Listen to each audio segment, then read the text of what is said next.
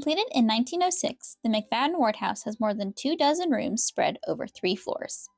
The expansive first floor of the home includes 2 dining areas, with the more formal dining room located between the pink parlor and the butler's pantry.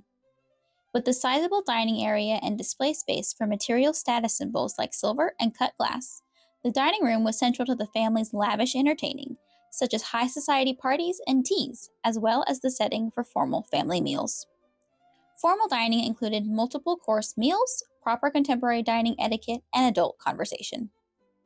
Colonial Revival decor, including the columns, wainscoting, and plate rails, is featured within the room, complemented by a maple floor and beautiful birch woodwork with mahogany stain.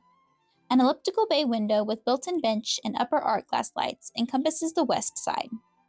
The wood-burning arts and crafts style fireplace is made of bricks from the Laclede Fire Brick Manufacturing Company. An exterior door located on the north wall provides convenient access to the porte-cochere and driveway. Today, the dining room features a wall covering inspired by grass cloth that hung from 1941 to about 1978.